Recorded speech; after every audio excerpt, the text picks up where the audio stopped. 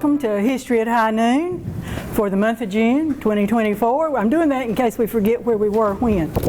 I'm Carol Morgan, President of the Historical Society. Welcome you all here. I do have a little thing or two I want you to look at before you leave. First of all, the new exhibit we have up is These Women Did It. So go by and look at the new exhibit, because I'm not going to tell you everything that's in the exhibit. I'm going to tell you the things that caught my fancy, so to speak. The next thing is, on these three tables in the middle, there are pictures of unknowns. There are sticky notes and pens over there. Some of them I recognize the face, but I can't remember a name.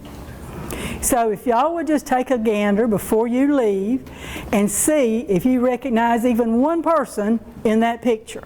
That'll give me a starting point, okay? We will do this again the fourth Wednesday in July, and that topic is going to be the Ashley Slater House, and Joanne Lewis is going to be doing that. And in August, Brian and David Norris will be here to talk about their business, their family business. That's all I know right now, so I'm just catching you up. Coffee County Days Gone By is our official page. This will be seen on there, plus any updates or any information we deal. Okay? Today I'm going to talk about These Women Did It. If you have ever heard me speak before, you know one of my irks is women had no identity without a father or a husband. They were misery as Joe Ray. They were misery as Don Brooks. They never had a name. And that just insulted me. I'm sorry, I know it was the moray of that time. But there were also, during that same time, women who never married, never had children, and became a mover and a shaker. They changed things. So you've got a wide spectrum of those that did things. I asked at one of the Historical Society meetings, and people would come in, I'd say, who are the women you think made a difference in Coffee County? Some of them are on this display, and the rest of them, all the names we received, are in that cabinet up there with their names listed. The ones, I had 3 people go through and they picked out the ones that were in this exhibit. But hopefully another exhibit one day will focus on the others. Don't say I didn't say so. I'm going to start first, and I know you'll be shocked and amazed, with the women that did much for Coffee County history. There's a little glitch there. When Chris Tryon talked me into becoming President of the Historical Society, he said, you need to go talk to this lady. Well, he sent me to Mary Clyde Scott. And she is you have this stereotypical Southern lady. That was Mary Clyde. The bless your heart comment from her was as bad as it got, okay? But bless their heart, that's all they could do. But she loved people and she loved history. And she forgot nothing. She and Elias Lott were 2 people that had a memory like a trap. But Mary Clyde knew the history, even other people's history, not just the Tanner family. And every time I'd go by to see her, we had an interview program then about every other month. I'd go pick her up and bring her to the museum to be interviewed. I said, we got to get this on film. And she told me one time, and I laughed, I thought it was really funny, but it's probably true. She said, it's a good thing you and I were not young at the same time, because we would have run this town. And I said, you might be true, might be true. Mary Clyde wrote one book right by herself, I, John the Tanner, Family History from Europe to Today. The only sad thing about that, she didn't leave any records of her notes or her writing. All we have is one book left. She sold them she pre-sold books for the family. And now I have people come up at least once a month wanting to know, do we have the I, John the Tanner or the Gaskin Avenue book? No, we don't. We do have Mary Clyde's flash drive of the book, and we have checked into having it printed again. But if you think $50 was bad for a book 20 years ago, you ought to try to publish one now. So maybe one day, we'll see. Mary Clyde did everything. She worked with handicapped kids. She worked at First Methodist Church. She was their oldest living member. She has scholarships at the preschool, but mostly she knew her history and she shared it. And she had a sense of humor about the strange and the unusual. You know, some people will tell you their family history and everybody was a doctor or a lawyer or somebody was a preacher. Nobody made shine. Nobody had a mistress, all that kind of stuff. Mary Clyde would tell you the truth. And to me, that's what history's about. You got to know the good, the bad, and even the ugly. And those are really my favorite parts. But that's Mary Clyde Scott. Go by and look at her exhibit and you'll get more. The next one that I remembered, when I first met this lady, I wanted to hit her. Miss Winifred Gorley at the Tiller Regional Library. She is the reason they have a genealogical room and the books and the papers and all that documentation. But she didn't want you touching it, and you couldn't use it.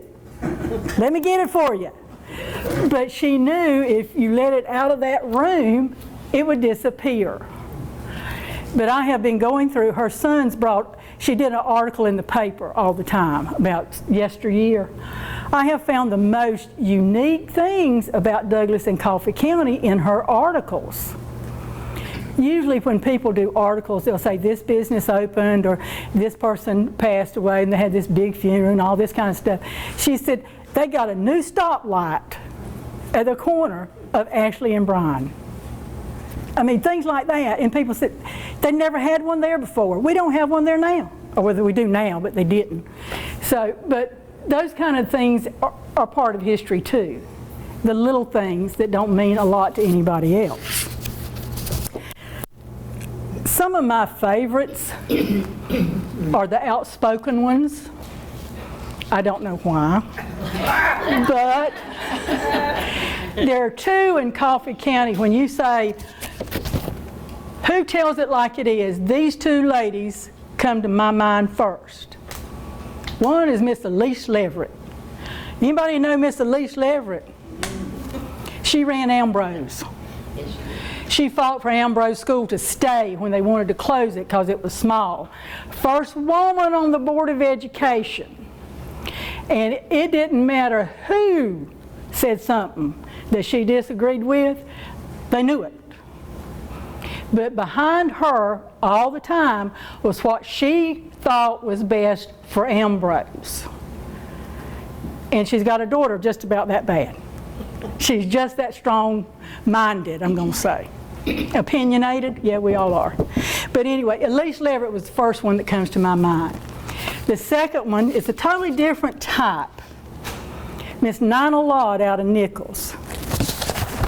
Miss Nina Lott was so sweet, and she just loved everybody, and she just talked like this, and she could make you feel like the lowest worm in the world and never raise her voice or have an ugly look on her face.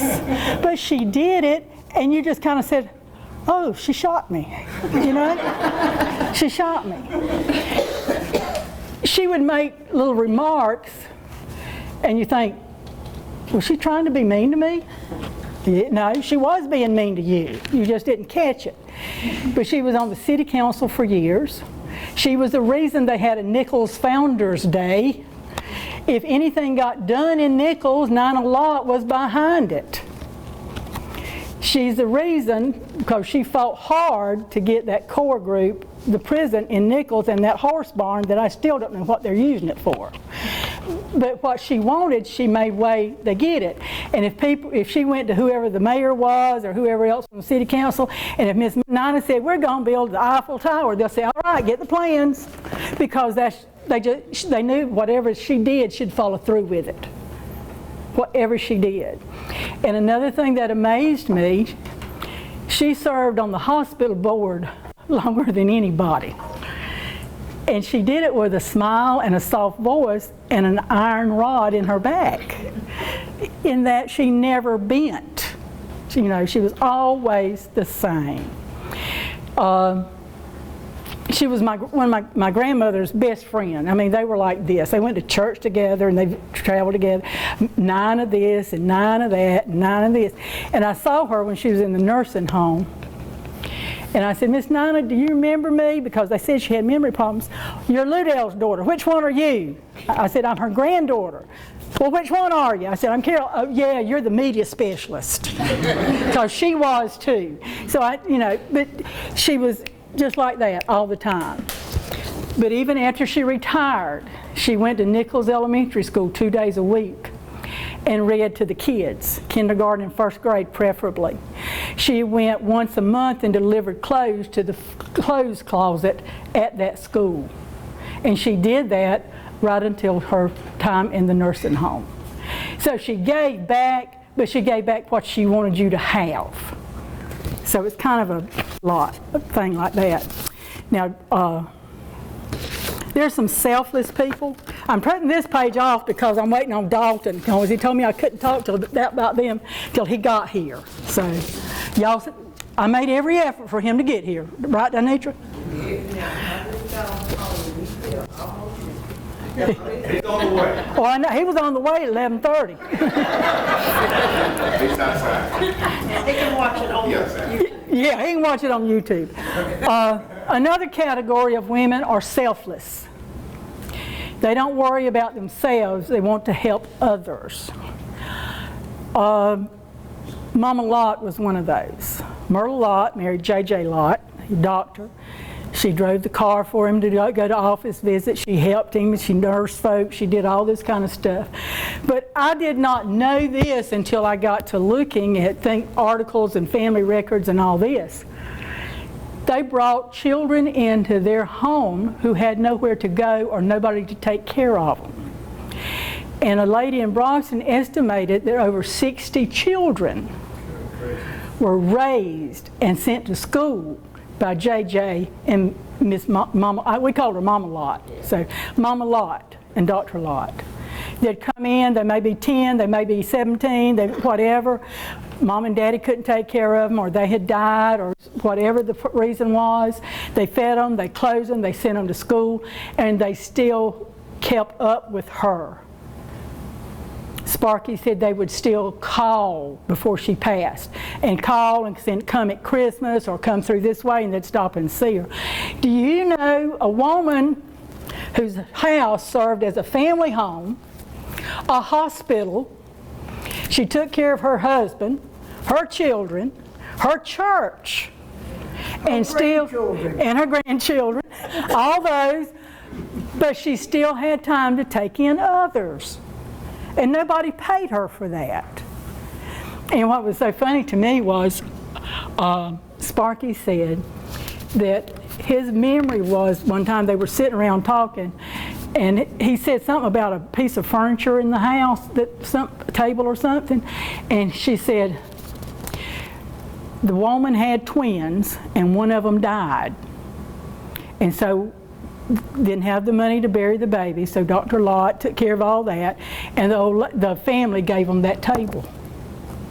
That's how they got paid for things back in the good old days. That's selfless. That's somebody that does for others, not expecting anything back. Is that Dalton? Yes. I was about to skip over, and I have been skipping and skipping until you got here. Y'all have a nice day. Get in here. Get in here, boy.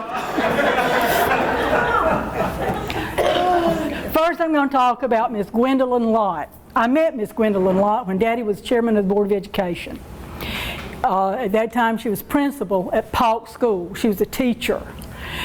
And she's another one of those Southern ladies. Yes, ma'am. Yes, ma'am. You know, just sweet and just not imposing herself on you. Just a wonderful, nice lady. I found out later that she taught at Polk, and she was a principal at Polk, but she was in charge of the Carver High Chorus. And they went to Albany, and they won every year. I knew she taught piano lessons. I knew she was at Gaines Chapel. She was real active in the church. I didn't know that. She was also the first female and the first black person on the Board of Education. And that was, to me, I grew up in an era where the Board of Education made $10 a month. They didn't get insurance free and a check and travel and all this kind of stuff. Sometimes I wish we could go back to that time where they had ethics and they didn't get paid in politics across the board. That would be nice. But she made a stand and she took it, and then she was the first black person to join retired educators in Coffee County in 1974. And it was 3 years later before anybody else of that color joined them. She was not one that focused on color, she focused on people. We need that today. We need it today. Another person I was going to talk about, but she wouldn't answer my phone calls, was Gwen Relaford.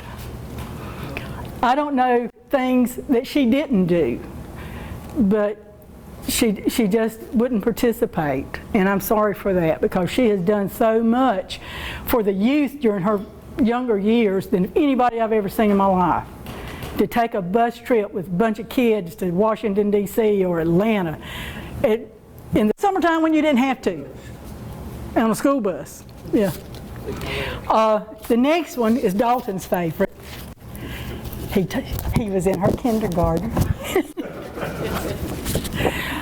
I first learned of Miss Rosella when I got a hold of the Green Book. For those of you who do not know, the Green Book was published for the black communities, so if they were traveling, they knew safe places to eat and stay. And Miss Rosella's was one in Douglas. Her home was a boarding house, basically. She took in teachers from out of town that didn't have any place, you know. You just want, first of all, you still can't find rental property in the city of Douglas, but you really couldn't find it then. So she was a hub, but then I talked to Oscar Street, and I found out she was a businesswoman. She had a beauty shop and a cafe on what we all called, or the ones that knew in town, Rat Row. And I've heard stories about Rat Row, and I thought, my Lord, we didn't have a jukebox and place to go after school and all that kind of stuff. But I never knew Rat Row because I lived in West Green, and we didn't come to town unless Daddy let us come to town to go to the fertilizer plant. So I didn't know nothing about Douglas. But it was a growing community. They had a chamber of commerce organized of business leaders on that street. And Miss Rosella was one of them. For a woman at that time, late 60s, early 70s, to do all that is amazing. Some of them didn't even vote until they were in their 60s or 70s. So, I mean, it was just, to me, it was an amazing thing to do. But my favorite women are not those big ones. I appreciate all they did. But mine are the ones with attitude. That's a shocker, isn't it? There's a quilt up there that Miss Gussie Floyd made. And the quilt is not special. She sent quilt squares to her friends, her pen pals. And her husband said, don't be wasting money on all that postage because nobody cares about your quilt. And her granddaughter said, Grandma turned around and told him, I don't need your permission and I don't need your money. So she got the quilt squares.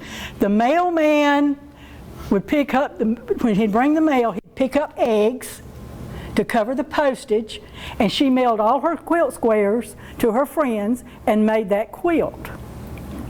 And the family said, we're going to loan it to you, but we're not giving it up.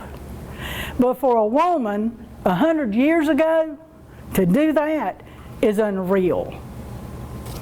Now the last one I have is another selfless, and it's Grandma. My Grandma Ray ran the Baptist church with Edna Jones in West Green, didn't she? Well, West Green too, but I start with the Baptist church. If anybody needed a clean white shirt to wear to church, they got it. She helped 2 Hollis young'uns get to college.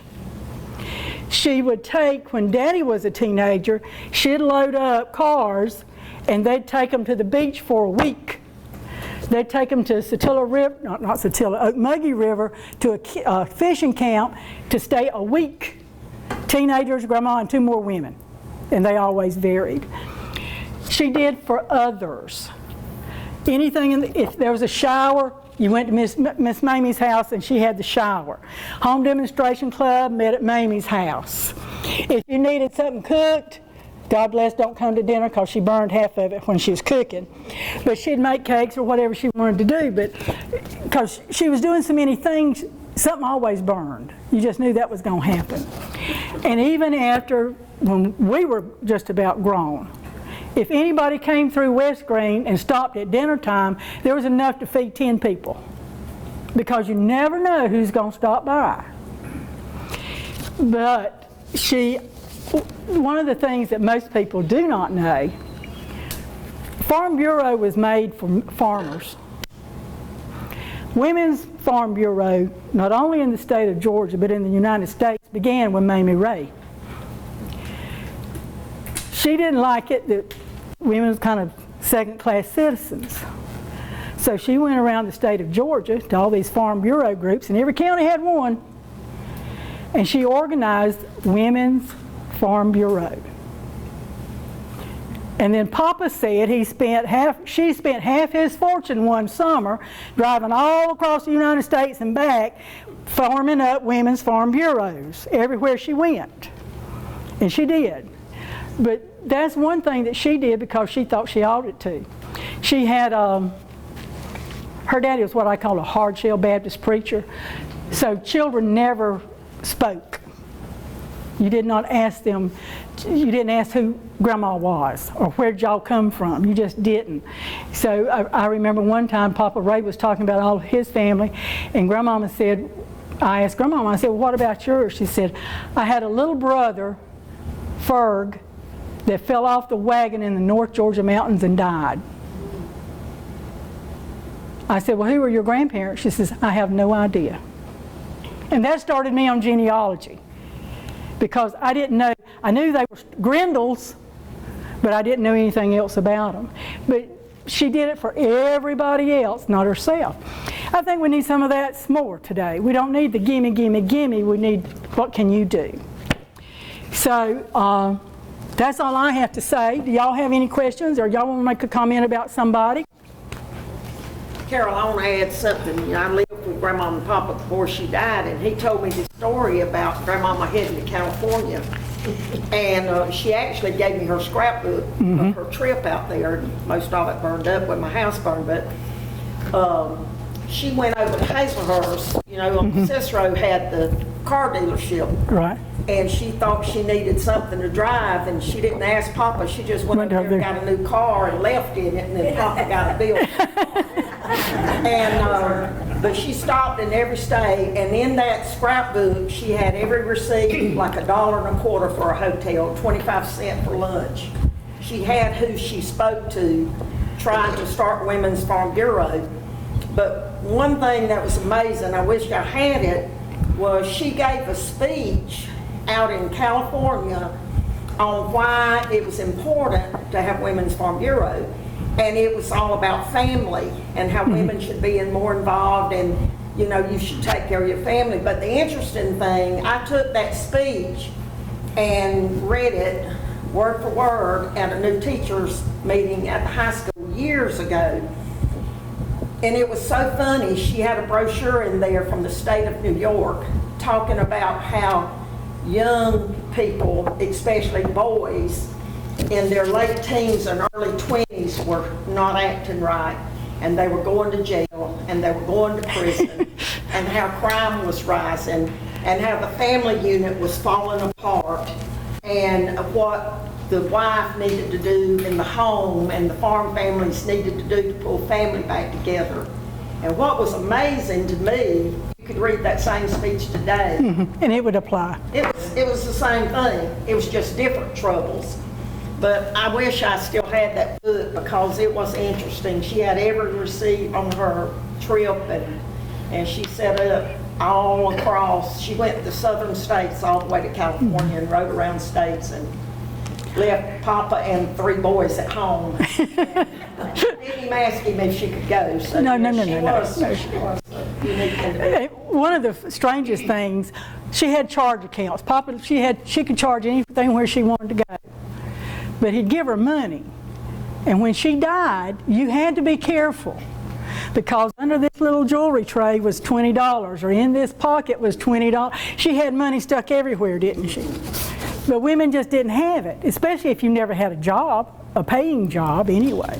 So, and we've all got those people in our families. You've got those people that are selfless, those that are outspoken, those that do for others. You've got all those people there. So you need to share them and exalt them every day. Anybody else got anything to say? I'll make a comment. Okay. I went home from work one day, and my circle driveway had trees planted around it. I had not ordered them. I had not asked for them. But Miss Mamie decided that I needed dogwood trees circling my driveway, so that's what I had. I didn't have to worry about planting trees. She did it for me. She had pine trees between her house and the road. And the pine trees were about this far apart. And she'd plant a shrub right here. And our job was to mow the yards. And I said, Daddy, I can't mow between the tree and the shrub. He'd mow over the damn thing. So I'd mow it over, and God bless. Next month there'd be another one there. I just got to where I just rode around them. But, yeah, she loved her yards, her flowers. She and Joanne had green thumbs. I got brown arms. But please, okay. I was one of those that was, go back to Miss Rosetta. I was in her kindergarten.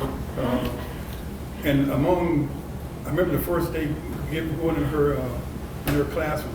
You know, her classroom was across the street. Yeah, from her She house. lives now. And first person I met was Dexter Taylor. I mean, I was afraid, but Miss Roselle had that kind of, something about her, she'd always make you feel comfortable. Yes. I think Dalton and I can agree with that. But one thing we were discussing, and I remember her and Jesse Bates, Miss Jesse Bates was another community worker. The trips they would sponsor for us little kids. Yeah. The first time going to the beach was With Rosa. Miss Roselle, as busy as she was and everything. Yeah. But one thing we did discuss, was she ever married? Can somebody tell us that? Danitra?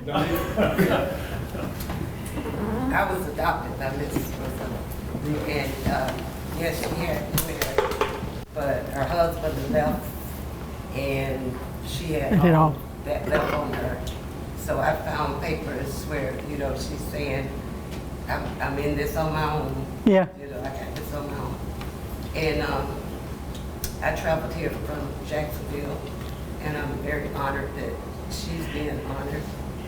And she died 57 years ago, so it's family time. Yeah. I appreciate her being honored. I got to know her through Dalton. And if she could put up with Dalton in kindergarten, that woman was a saint. Let me just thank him. Well, that's that up on that. Yeah. So this is my brother, now look,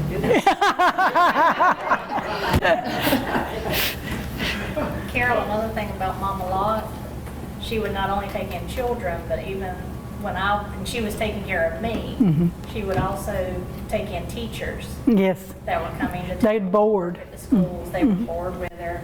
And then every summer, First Baptist in Broxton would have a youth worker come in. They Always always stayed stayed. with Mama Lot. And if all of her recipes disappeared for the most part after her death. But if anybody ever tasted her chicken pie, that was, Made in a pan this big. yeah, it was made in a wash tub. Yes. And she would sit there and make her own dough. She'd cut those noodles, drape them over her fingers, put them in that pot of boiling stock, and then layer, wasn't any vegetables, wasn't any, a whole lot of juice, but it was noodles and chicken, noodles and chicken. And at First Baptist, if you weren't the first one in line, You didn't have any dumplings? It was always Yes, Dalton. always going. No, I just want to say that Miss Rosella was dynamic, and we did put together a display. It's up there. If you have a minute to take out and take a look at Yes. it, because she was quite a dynamic woman. Like you said, the businesswoman, green book, Oh. nutrition. But she was a giver. She was quite the giver, and she was a kindergarten teacher par excellence. And let me say that I see at least 5 of us in here that went to Miss Rosella's class. Raise your hand if you went to school. All right. Yeah, and let me say that a number of us, I should say a number for me too, because Miss Rosella was so good. By the time we got to 1st and 2nd grade, we had the work already done. So they went ahead and skipped us a grade. So most of us graduated a year early Earlier. high school, and then not only that, 1960s, I think, when I went to Miss Rosella's class, blacks didn't get reading like we're getting it now. So for her to be there to teach us how to read and how to Right. write and how to do was monumental. And as I look around the room, the one sitting here now quite successful, and there's a number of others, like Dr. Pamela Carter and Mr. John Wilson, that are quite successful, and we owe so much of that to Ms. Rosella. Yes. People don't understand, like with the first reading program the county has, kids start learning when they're born. And that early thing, see, we didn't have kindergarten when I was growing up. And Miss Cherry had one in Douglas, but there was no kindergarten anywhere else. But that's when you get them that young, you instill in them that love of learning. And that makes a big difference, big difference. Anybody else got a comment or something to say? I would like to comment on Ms. Rosella when you took the, she was my kindergarten teacher, and to me, she was more than a teacher. She was a nurturer. She was all of the above. She made sure she taught you well, and if you didn't get it, you got a pop. Like sometimes now, I substitute teach, and I do mostly 6th, 7th, 8th graders. And I tell the children, I say, when I was in kindergarten, I learned 2 things I know that we had to learn before we left out, was to learn how to tell time, not by this. Right. But tell A time clock. by a clock and tie your shoe. Yeah. You will be surprised at the students in the 6th, 7th, and 8th grade. Can't tie their right now shoes. Do not know how to tell time unless they have. That's all they know. Yes, Dexter. I'd just like to say one thing that Wanda left out. You didn't just get a pop at school, you got a pop at home. Absolutely. Back in the good old days. Anybody else got anything? Yes. Carol, somebody we haven't mentioned, and probably a lot of people do not remember, Ms. Willie Mae Pafford, Oh, yes, electric paddle. who was, well, I wasn't going to mention that, the fact that she was one of the first women principals. Principals in Coffee County. And her response, and had no children of her own, and she fell into that historical mid-60s Right. when she took over Central School. And I think Miss Willie Mae, all 4 feet 11 and 89 pounds of Yeah. her, was a steel rod. And under her care, a number of young men principals had a chance to Learn how to be one. things that probably were never taught at a College. college. But mainly Miss Willie Pearl took on that period right Right here. for the integration business. And then without anybody left, since she had no children and once she died.